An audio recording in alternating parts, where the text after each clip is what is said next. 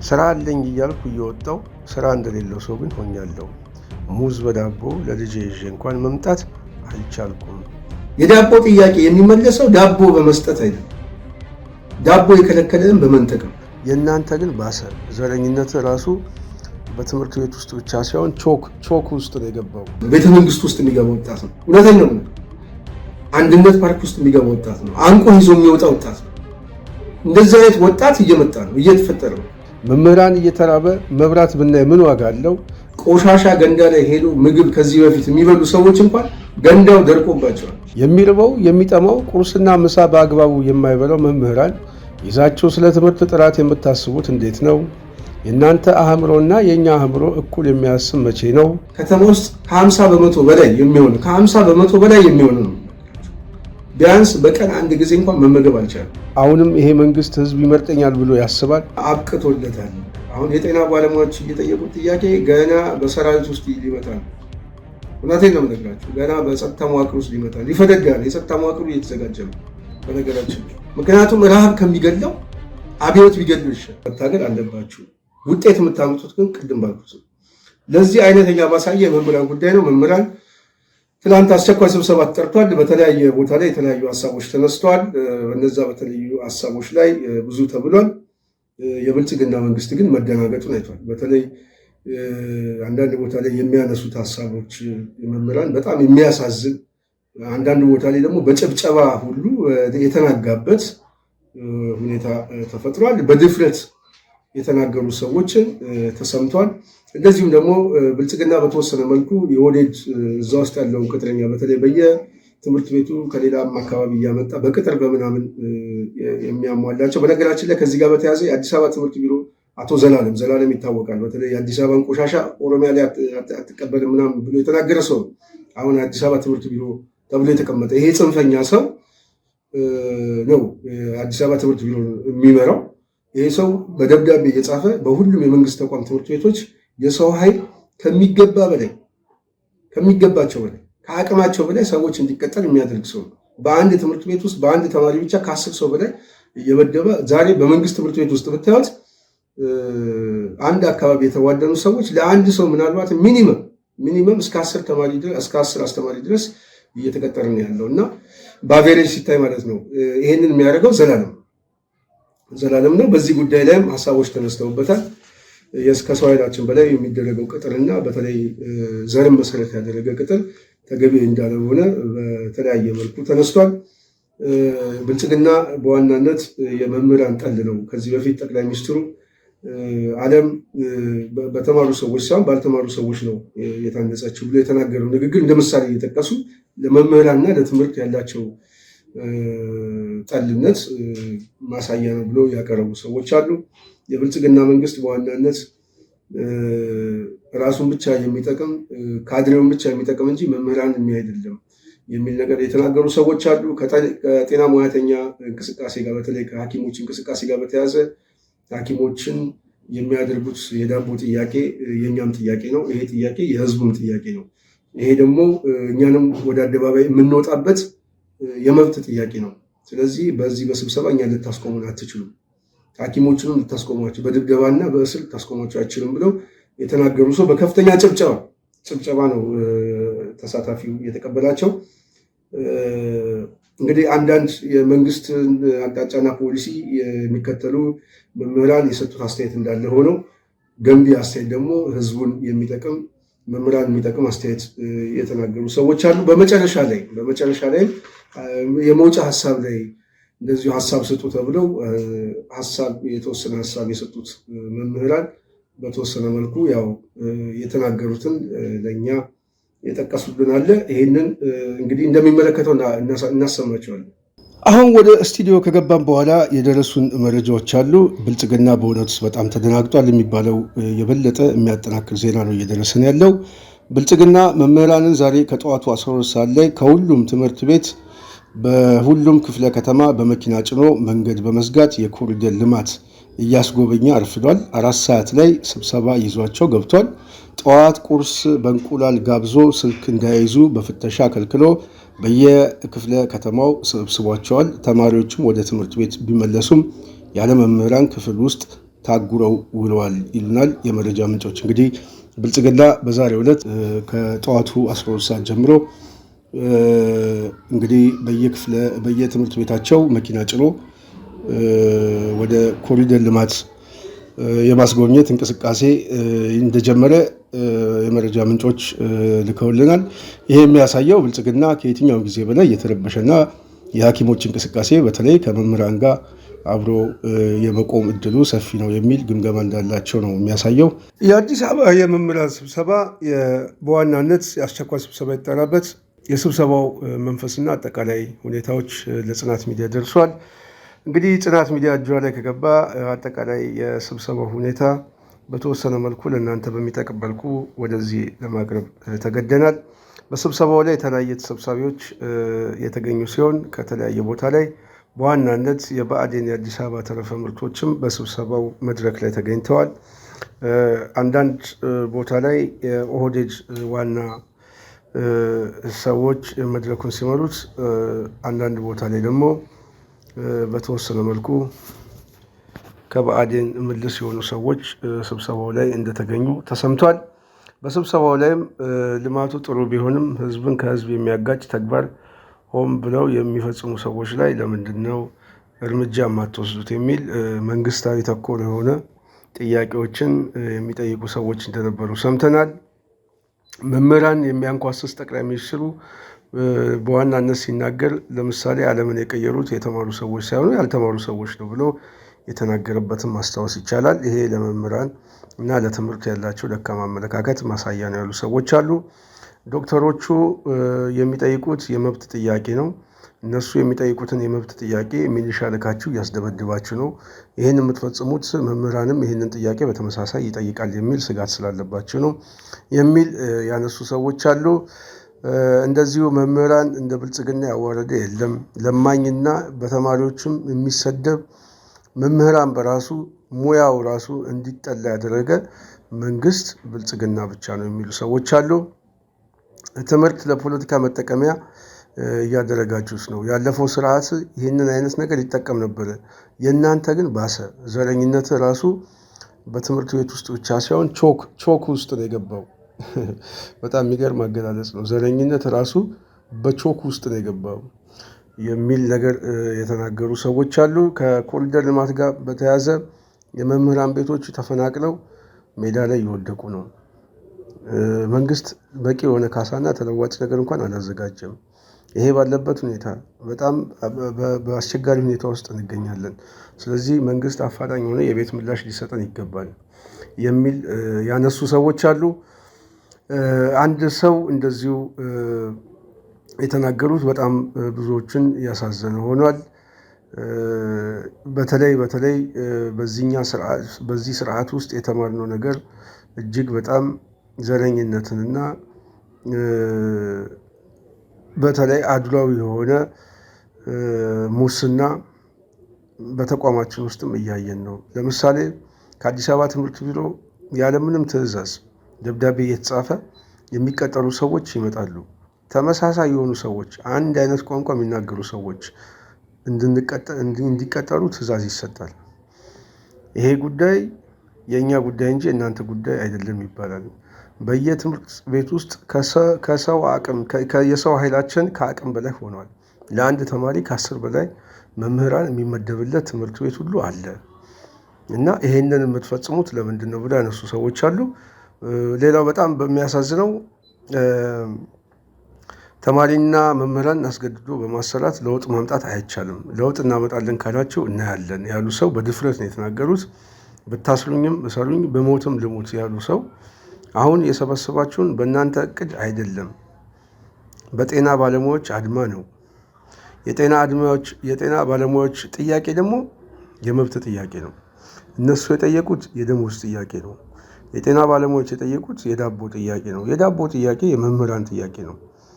የመምህራን ብቻ ሳይሆን የመላው የኢትዮጵያ ሕዝብ ጥያቄ ነው። ስለዚህ ይሄን መመለስ ሲያቅታችሁ እኛን ሰብስባችሁ ማደናገርና ማስፈራራት ይዛችኋል። ይህ ተገቢ አይደለም። መምህራንን በማስፈራራት በማስገደድ ልታስቆሙን የምችሉት ጥያቄ የለም በሚል ተናግሯል። በከፍተኛ ድጋፍና ጭብጨባ ለእኚህ ሰው እንደገለጹላቸው ተሰምቷል። በአብዛኛው ጥሩ ነገር ነው በአዳራሽ ውስጥ የተነሳው። እንደዚሁ በአንድ በስብሰባ ላይም ዛሬ የተነሳው በጣም የሚያሳዝኑ አንድ ሰው እኔ ማታ ማታ ስገባ ለልጄ ሙዝ በዳቦ ይዤ ሁሌ ገባ ነበረ። አሁን ከጊዜ በኋላ ግን መግዛት አቃተኝ፣ በእጄ ላይ ገንዘብን አጣው። ይህንን ያስለመድኩት ልጄም ሁሌ ወደ ቤት ስገባ እጅጄን ያህል አባ አባ ሙዝ አላመጣልኝም ይለኛል። የወሰድኩት አማራጭ ይህንን ድምፅ ላለመስማት አምሽቼ ልጄ ከተኛ በኋላ የምገባ ሆኛለሁ። ስራ አለኝ እያልኩ እየወጣው ስራ እንደሌለው ሰው ግን ሆኛለሁ። ሙዝ በዳቦ ለልጄ ይዤ እንኳን መምጣት አልቻልኩም። ምክንያቱም እኔም ራሴ አብዛኛውን ጊዜ የማሳልፈው ብስኩት እየበላው ነው። በብስኩት ነው የማስተምረው። መምህራን እንደዚህ ሆኗል የሚሉ በጣም አሳዛኝ ንግግር የተናገሩ ሰው አለ። ይህንን የተናገሩ ሰው በተመሳሳይ ዛሬ የመምህራን ደሞዝና በአንድ ክፍለ ከተማ ውስጥ ያለ የአንድ የብልጽግና አመራር ያላቸው ገቢ እኩል አይደሉም። የአንድ የብልጽግና የፖለቲካ አመራር ምናልባት በየግሮሰሪ ቤቱ ጠጥቶ በልቶ ተጫውቶ ወደ ቤቱ ሊገባ ይችላል። መምህራን ግን ብስኩት ካለ ውሃ እየተጠቀምን የምናስተምር ሆነናል። አስተማሪ እና ተማሪ የተጠላበት ስርዓት ተፈጥሯል። ለምንድን ነው የሚል ጥያቄ ያነሱ ሰው አሉ። በጣም ድባቡን የለወጡ ሰው ነበሩ ይሉናል የመረጃ ምንጫችን። እንግዲህ መምህራን እንግዲህ በጣም በከፍተኛ ደረጃ ነው ችግር ውስጥ ያሉት፣ ይሄ ይታወቃል። ይሄንን ሀሳብ አስተያየታቸውን በተለያየ መልኩ እንግዲህ እያቀረቡ ነው። ሌላው እንደዚሁ አንድ የመረጃ ምንጫችንም እንደዚሁ የላኩልን በጣም አስቂኝ የስብሰባ መድረክ መልእክት ይሉናል።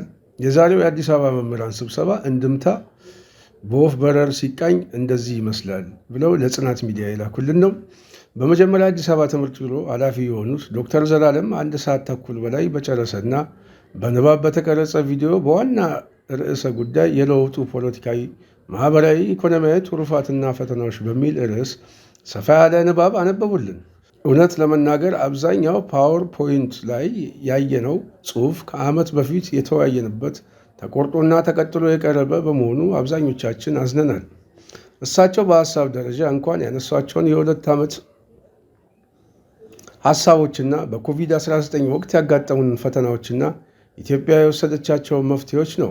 ያለፈው ነገር ዛሬ እንደ አዲስ ለመምህራን መቅረቡ ግልጽ ባይሆንም ዋናው የስብሰባ ዓላማ ግን ሀገሪቱ ያለችበት የሰላም እጥረትና በሕዝብ ላይ ተፈጥሮ የኑሮ ውድነት ጫፍ በመድረሱ አዲስ አበባ ውስጥ ከፍተኛ ሕዝባዊ አመፅ ይቀሰቀሳል የሚል ስጋት ስላለን ያንን ለመቀልበስ በመጀመሪያው የመምህሩ እስትንፋስ አመለካከት ምን ይመስላል የሚለው ለመገምገም እና በቀጣዩ በተዋረድ ማህበረሰቡን፣ ተማሪዎችና የተማሪ ወላጆችን ማወያየት እቅድ እንደተያዘ ማወቅ ችለናል። ወደኛ የውይይት አውድ ስመጣ መምህሩ አሁንም ተስፋ አልቆረጠም። ጥያቄዎቹን ለመድረኩ መሪዎች አቅርቧል። መድረክ መሪዎችም እነሱ የገቧቸውን ጥያቄዎች በቀልድም በፖለቲካ በማስፈራራትም በማባበልም ለመመለስ ሞክረዋል። የሁሉም መምህራን ጥያቄ አንድ ብቻ ይመስለኛል። መምህሩ ሰው ነውና መሰረታዊ ፍላጎቶቹን የሚያሟላለት ጠቅለል ያለ ጥያቄ ነው ለመድረኩ የቀረበው። ታዲያ ይህንን ጥያቄ መምህሩ በገባው ልክና በተለያየ አረዳድ በአማርኛም በኦሮምኛም ቋንቋዎች ቀርበዋል። በእኛ መድረክ ከቀረቡ ጥያቄዎች ውስጥ ዋና ዋናዎቹ ግን አንደኛ፣ የሚርበው የሚጠማው ቁርስና ምሳ በአግባቡ የማይበላው መምህራን ይዛችሁ ስለ ትምህርት ጥራት የምታስቡት እንዴት ነው? የእናንተ አእምሮና የእኛ አእምሮ እኩል የሚያስብ መቼ ነው? ቤት እያላችሁ በየጊዜው ወሬ ታወራላችሁ። የህልምና የምናብ እንጀራ እያበላችሁን እስከ መቼ እንኖራለን? ስንት ዓመት ታታሉናላችሁ? አይበቃም ወይ? እናንተ ሁሌም የምታወሩት ስለ 3000 የቤት አበል ነው። በዚህ ብር የሚከራይ ቤት ካለ አደራ ይሁንባችሁ ጠቁሙን። አይደለም በዚህ ብር ቤት የምንከራይ ቀርቶ ደሞዛችንን ጨምረን የምንከራየው ቤት የለምና አትጫወቱብን፣ ቀልዳችሁን አቁሙ። በእኛ ላይ መቀለድ በትውልድ ላይ መቀለድ ነውና ቀልዱን ተዉት። የምንፈልገው ተግባር ብቻ ነው። የእድገት መሰላል 7 ጊዜ 6 ጊዜ ካደረጋችሁ ይበቃችኋል ብላችሁ ደሞዛችን 12,000 ብር ላይ እንደሆነ እድገት ታግዱናላችሁ። እንዴት ነው ይህንን የምታስቡት? እናንተ ለቤት አበል ብቻ 20 ሺህ ለስልክ ብቻ 100 ሺህ እየወሰዳችሁ እኛ 30 ዓመት አስተምረን 12,000 ብር ላይ እንድንቀር የፈረዳችሁብን በምን ይሆን? ፈጣሪን አላህን አትፈሩም ወይ? ፖለቲከኞች ሆይ ይቺ አገር በእናንተ አልተሰራችም። በእናንተ ስትፈርስ ዝም ብለን አናይም። እስከ መጨረሻ ልንታገላችሁ እና ከሰላማዊ ትግል ወጥተን እኛም ሰላማዊ በሆነ አመፅ እንድንሳተፍ እያደረጋችሁን ነው እና ተውን፣ አድክፉን፣ እያቆሰላችሁን ነው። የአዲስ አበባ ሕዝብ ቤት ከሌሊት 10 ሰዓት በፖሊስ የሚፈትሸው ለምንድን ነው? ፍተሻ ካስፈለገ ቀን ላይ እንዳይፈትሽ ማን እምቢ አለ? ሌሊት ላይ ቤት እንዲፈትሽ ማድረግ ፖሊስ መስለው የፖሊስ ልብስ ለብሰው ለፍተሻ ነው በማለት ወደ ሕዝብ ቤት በመግባት የሕዝብን ንብረት እንዲዘርፉ ለሌቦች የሥራ ዕድል መፍጠር አይሆንም ወይ? መፈተሽ ካለበት ቀን ላይ ቢፈትሽ ምን ችግር አለው? ማታ ላይ ሰው በተኛበት እረፍት በሚያደርግበት ሰዓት ቤቱን መፈተሽስ በማህበረሰቡ ዘንድ ሰላም ያመጣል ተብሎ ይታሰባል ወይ? ማን ነው ይሄንን ያሰበው? ፖሊሶች ውስጥ ከህዝብ ጋር ለምን ታጣሏቸዋላችሁ? በዚህ ሀገር ውስጥ ሰላምና የህዝብ ደህንነት መቼ ይሆን የሚመጣው? የሰላምና የደህንነት አድራሻስ መንግስት ያውቃል ወይ? ምን አለ ሚስኮል ቢያደርጉላቸው? አሁን ወጠን የምንገባው በሰላም ነው ወይ? የማይፈራ ሰው አለ? ጉልበተኞች የፈለጉትን የሚያደርጉበት ጊዜ አይደለም ወይ? ይሄንን አታቁም? አሁን ከክፍለ ሀገር ደርሶ መመለስ ይቻላል? እስቲ ወደ ጓጽዮን ሂዱ። ለምን ይሄ ሆነ? የመንግስት ሚና ምንድን ነው? ትልቁ ሚናው የህዝቡን ሰላም ማስጠበቅ አይደለም ወይ? ሚናውን እየተወጣ ነው ብላችሁ ታምናላችሁ ወይ? የሚል ጥያቄዎች ተነስተዋል። መምህራን በተመሳሳይም እንዲህ ሁሌም ኮሽ ባለ ቁጥር ሩጧችሁ የምትሰበስቡ ስታዩን አመፀኛ እንመስላችኋለን እንዴ? ምንድን ነው? ራበን፣ ጠማን፣ ተቸገርን፣ ቤት ስጡን ብለን ስንጮ አልሰማችሁንም? እውነት ምርጫ ይመጣል? እውነት አሁንም ይሄ መንግስት ህዝብ ይመርጠኛል ብሎ ያስባል? አዲስ አበባ ውስጥ ሰው ነው ወይ የሚሸተው? ህንፃ የሚፈለገው ኮሪደር ልማቱ ለሰው ነው ወይስ ለጅቦች የሚሰራው? ሰውን ነቅሎ ህንፃ ብልጭልጭ መስታወትና መብራት መትከል ምን ይጠቅማቸዋል? መምህራን እየተራበ መብራት ብናይ ምን ዋጋ አለው? እውን የትምህርት ቤቱ ርዕሳነ መምህራን ከፖለቲካ ሀሳቤ የራቁ ናቸው ወይ? አሁንስ የብልጽግና ፓርቲ አባል ሁኑ እያሉ ውስጥ ለውስጥ እያሳመኑ አይደለም? መምህራንስ የፓርቲ አባል ማድረግ ምንድን ነው ጥቅሙ? ከኢህአዴግ ውድቀት መቼ ነው የምትማሩት? ይሄ መንግስት መቼ ይሁን መዋሸቱን የሚተወው? ከመጣበት ጊዜ ጀምሮ ላለፉት 7 ዓመታት በውሸት ላይ የቆመ መንግስት ነው። መምህራንን ሲዋሽ፣ ህዝብን ሲዋሽ፣ መላው የአገሪቱን ሲዋሽ፣ የአገር ድንበሩን ሲዋሽ የምናየው ለምሳሌ ምንድን ነው? ዱቄት ሆኗል ያለው ህወሓት ዛሬ ደግሞ ነዳጅ ማውጣት ጀምረናል፣ በምግብ ራሳችን ችለናል፣ አጣርተን እናስራለን እንጂ አስረን አናጣራም ብሎ ዛሬ ብዙ መምህራን፣ ብዙ ፖለቲከኞች፣ የህዝብ ልጆች፣ ዶክተሮች፣ ፕሮፌሰሮች እስር ቤት ታጉረው ይገኛሉ። መቼ ነው አጣርቶ የሚያስረው? የፖለቲካ ልዩነት ያላቸው ግለሰቦች በማሰር የሚመጣ ለውጥና የሚጸና ሰላም አለ ወይ? አሁን ታጥቀው የሚንቀሳቀሱ ኃይሎች ውስጥ እውነት በሀሳብ ሞግተው እንደማያሸንፉ በማመን እናንተን በሀሳብ ሞግተው ማሸነፍ ስላልቻሉ ነው ታጥቀው ጫካ የገቡት ብላችሁ ታምናላችሁ? እናንተ ናችሁ ሀሳብ የሌላችሁ የሚመስለው። ሰው እኮ ተምሮም እኮ ወደ ጫካ የገባ አለ። መምህራን ሆኖ ወደ ጫካ የገባ አለ። እኛንም ወደዛ እየገፋችሁ እያስቆረጣችሁን ነው። በሀገራችን ተስፋ እንድቆርጥ ሆን ብላችሁ እየፈጸማችሁብን ነው። አሁን ውሸታችሁ ሁሉ ተነቅቶባችኋል። ኢህአዴግና ብልጽግና ልዩነቱ ምንድን ነው? የኢትዮጵያ ህዝብ በደሙ ታግሎ ያመጣውን ለውጥ ሸጣችሁታል። ህዝቡ አሁንም ለሌላ አዲስ ለውጥ መታገል እንዳለበት ነው የምንመክረው። እኛ መምህራን ነን። በኃይለኛ ችግር ውስጥ የምንገኘው መምህራን ነን። እኛን አስራችሁ ገላችሁ ምንም አይመስለንም። የራበው ሰው ማንን ይፈራል?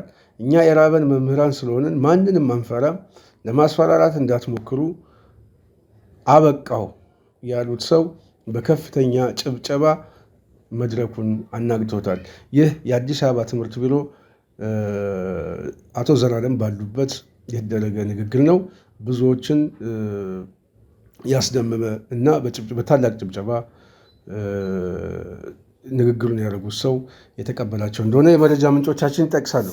በተመሳሳይ ብዙ ጥያቄ ተጠይቋል። የመምህራኑ ተስፋ መቁረጥ ግን ያሳስባል። ለዚህ ጥያቄ ከተመለሰ መልስ ውስጥ ግን አስቂኙ መልስ በቀጣዩ ሳምንት የተደራጀ መምህራን የቤት ባለቤት እንዲሆን ከ20% እስከ 25% ቅድሚያ ክፍያ ማስከፈል ይጀምራል። በረጅም ቁጠባ የቤት ባለቤት የምትሆኑበት እድል ፈጥረናል የሚል መምህራኑን ለማደንዘዝ ከመድረኩ ሀሳብ መጥቷል። ይህንን በስላቅ ነው ያዩት። ከመሀል አንዱ እጁን አውጥቶ 20% ቅድሚያ ክፍያ የምንከፍለው ብር ካለኝ ከዚህ ምን አስቀመጠኝ? ከእናንተ ጋርስ ምን አዳረቀኝ? የምበላው አጣው እያልኩ ጭራሽ 25% ቅድሚያ ክፍያ ብሎ ሳይጨርስ ጭብጨባው አቋረጠው። ለማንኛውም እስኪ ዛሬ በነበራቸው ስብሰባ የነበሩትን የስብሰባ መንፈሶች በአስተያየት መስጫ እንቀኝ። መውጫው ያለ መምህራን ተሳትፎ የምትበለጽግ ሀገር አትኖርም።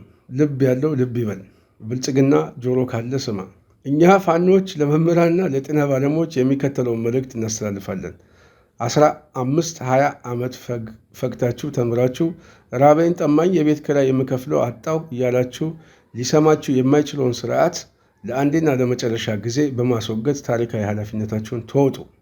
እኛ ጫካ የወጣ ነው የዚህን ክፉ ስርዓት እኩይ ስራ ቀድመን ስላወቅን እንጂ ስላልተማርን አይደለም። የእኛ የፋኖች ትግል ተቀላቀሉ፣ ህዝባዊ አመፅ ይፋፋም የሚል አስተያየት መስጫው ላይ ተጽፎ ተገኝቷል ነው የሚሉት እና በጣም የሚገርም ነው። እናመሰግናለን የመረጃ ምንጫችን። እንግዲህ ይህንን ይመስላል በዋናነት መምህራን በዚህ ሁኔታ ላይ ነው ያሉት። እንግዲህ ወደፊት ምን ሊፈጠር ይችላል የሚለው አብረን የምናየው ይሆናል።